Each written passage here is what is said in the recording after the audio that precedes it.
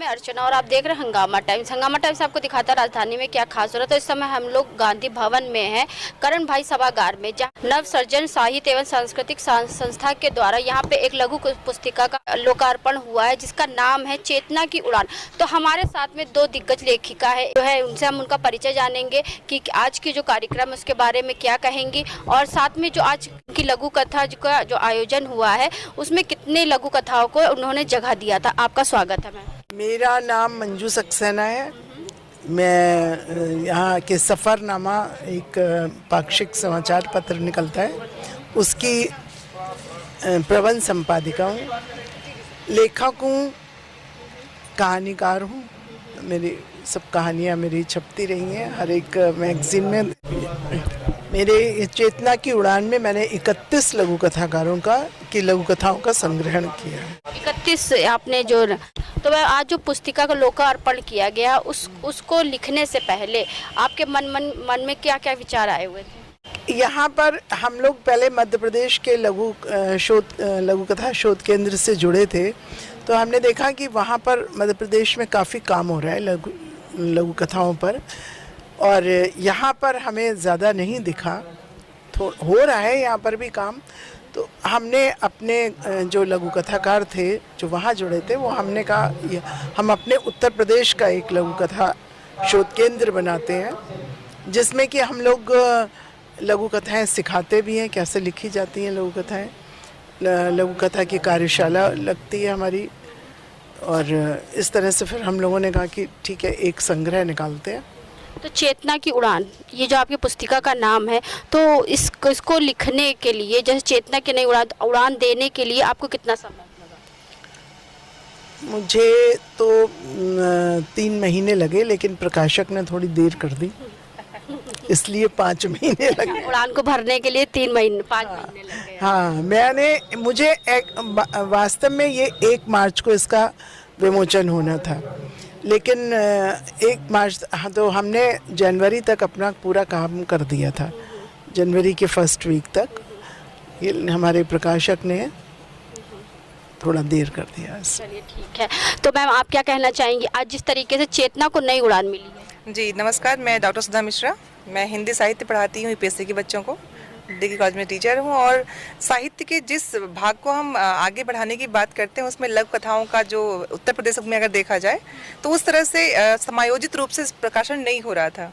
उसमें मंजू दीदी ने जिस तरह से बेहतरीन और वरिष्ठ लेखकों को शामिल किया, साथ ही साथ जो लोग लिखना शुरू कर रहे थे उनको एक प्रोसेस के थ्रू की समझाते हुए, सिखाते हुए उसके थ्रू गुजरना कि लघु कथाएं होती क्या है, उसको बताने के बाद लघु कथाओं को एक संयोजित रूप में ले आना। चेतना की उड़ान, ये चेतना की उड़ान साहित्य की उस विधा की उड़ान है जिसमें कम से कम साहित्य उत्तर प्रदेश के लोग संगठित होकर कर पा रहे थे। तो इस पूरी किताब में जितने स्त्री कहानीकार कथाकार हैं, उनके साथ साथ पुरुष कहानीकार कथाकार उस पर जुड़े हुए हैं। लेकिन जो सबसे अनोखी बात है, क्योंकि आप जानते हैं कि आजकल सबके पास इतना वक्त नहीं होता है कि बहुत वक्त पढ़ने लिखने को दो, किताबों से लोगों का जो दूरी है, उस दूरी को कम करने में कहीं ना कहीं ये किताब बहुत कारगर सिद्ध होगी। क्योंकि आप अगर अपने आप को किताबों से जोड़ रहे हो और छोटे में ही आपकी बात पूरी हो जा रही है और आपके मन पे वो उतना ही ताकत से प्रहार कर रहा है जितना होना चाहिए, तो जाहिर सी बात है कि लोगों को जुड़ाव किताब की तरफ बढ़ेगा। इस माध्यम में चुटकुले लोग बच्चे बहुत पसंद करते हैं। चुटकुलों से हट के जिंदगी की मार्मिकता, यथार्थता को कैसे हम कहानियों के थ्रू, लघु कथाओं के थ्रू लोगों तक पहुंचा सकते हैं और एक बेहतरीन समाज की स्थापना कर सकते हैं। साहित्य हमेशा समाज का दर्पण होता है, और ये जो साहित्य है ये कहीं ना कहीं इस भागदौड़ की ज़िंदगी में, जहाँ पे लोगों के पास समय नहीं है अपनों के लिए, वहाँ पे अपनों के प्रति सजग करते हुए, अपनों के प्रति प्रेम जगाती हुई, और उन दंशों और उन जो चीज़ें जो समाज को कहीं ना कहीं विसंगतियों से जोड़ रहे हैं, उनको दूर करने का एक छोटा सा प्रयास है। और मेरा ये पूर्णतः मानना है कि जब हम प्रयास करते हैं, जब हम शुरुआत करते हैं किसी चीज़ की, एक घर बनने में भी शुरुआत छोटी सी होती है, एक किताब की संरचना में भी शुरुआत ऐसी होती है कि 1 लोग जुड़ते हैं, 2 लोग जुड़ते हैं।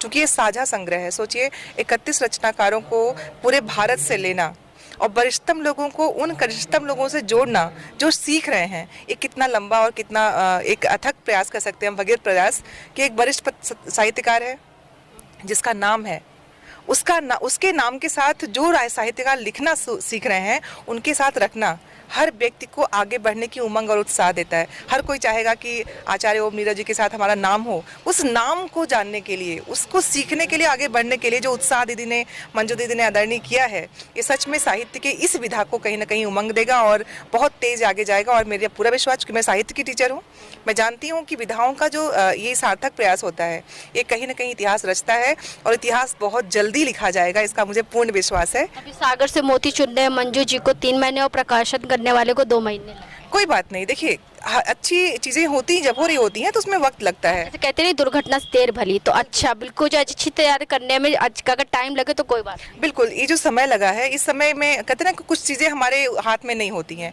कर्म हमारे हाथ में है। तो मंजू दीदी ने वही कर्म की जो प्रधानता है, कर्म करना है, बाकी जो वक्त पे है, समय पे, उस पर हम कुछ नहीं कर सकते हैं। लेकिन ये हुआ, उसकी सार्थकता इसमें है कि हमने माना था हमें करना है और वो काम हुआ। और आज जितने लोग यहाँ पे उपस्थित थे जिन्होंने बेहतरीन रूप से, आजकल बस लोग अपने आप को सुनना चाहते हैं, उसके बावजूद पूरा हॉल भरा रहा, लोगों ने सुना, लोगों ने सराहा।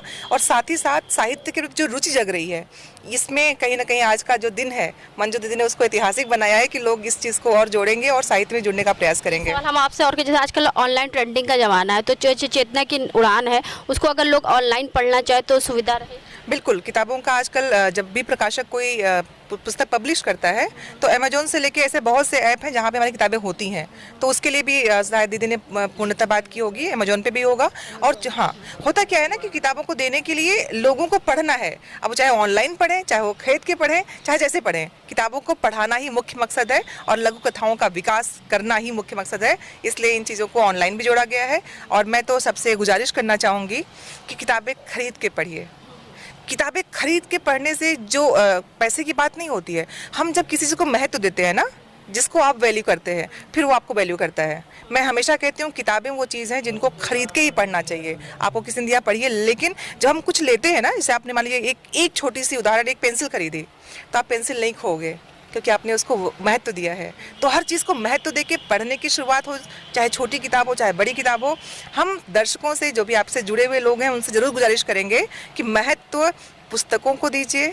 अपनी पुस्तकों को जब महत्व देंगे, पुस्तकें आपको महत्व देंगी, क्योंकि एक पुस्तक जब आप पढ़ते हो तो उसमें उस व्यक्ति का, जिसने लिखा होता है ना, आप उसके जीवन से भी होकर गुजरते हो, मतलब आपका अनुभव और उसका अनुभव आपको जस्ट डबल कर सकता है। तो किताबें ज़रूर पढ़िए, किताबों से होके गुजरिए और ज़िंदगी में इस सीख को किसी और तीसरे को देखिए। तो लघु कथाओं के इस महोत्सव में हम सबसे चाहेंगे गुजारिश करना कि सब जुड़े और अपने जीवन के अनुभव को कैसे कम से कम शब्दों में हम व्यक्त कर सकते हैं जरूर करें, क्योंकि लेखक बनना, लेखक होना और पढ़ना, दोनों के अंतर को आप बहुत अच्छे से तौल सकते हो और उसको निखार सकते हो। तो पहले पढ़िए, फिर लेखक बनिए, बहुत मजा आने वाला है। मैं दर्शकों से गुजारिश इस बात को करूंगी। तो हमारे साथ में डॉक्टर रमा जैन जी हैं, तो आज उनका यहाँ सम्मान हुआ है लघु कथा को लेकर के। तो हमारे साथ में डॉक्टर रमा जैन जी, तो उनसे हम बात करेंगे आज के कार्यक्रम के बारे में। मैम, आपका स्वागत है। धन्यवाद।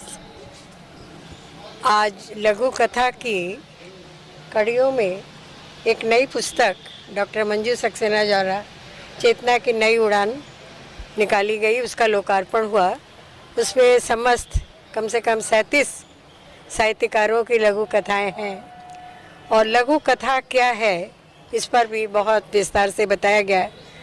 लघु कथा वो है जो दिल पे चोट होती है, दिल का जो गुबार होता है वो एकदम से निकल कर आता है और कम शब्दों में ही बड़ा सब कुछ बयां कर जाता है। लघु कथा में हर क्षेत्र को चुना जाता है, एक गरीब किसान को भी चुना जाता है, एक गरीब मजदूरन को भी चुना जाता है और एक अमीर इंसान को जो होटल में रह रहा है और एक रास्ते का फकीर जो भूखा मर रहा है उसका भी चित्रण बड़ी खूबसूरती से किया जाता है।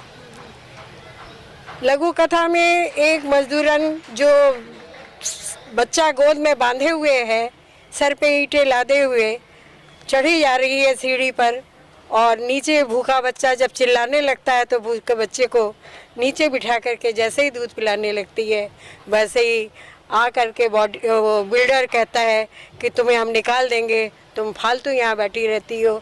तो कहती नहीं साहब, नहीं साहब, मेरा बदन दूध से बहा जा रहा है, मेरे स्तन से दूध बह रहा है, मेरा बच्चा बहुत भूखा है, उसको दूध पिला लूँ, मैं जाती हूँ, अभी मैं आपका काम करती हूँ। इस तरह से एक सचित्र बयां जो है लघु कथाओं में किया गया है कि एक गरीब औरत अपने बच्चे को किस तरह से पालती है, किस तरह से बड़ा करती है, और उसी गरीबी में पड़ा हुआ बच्चा भी बाद में चल कर के IAS PCS ऑफिसर तक बन जाता है।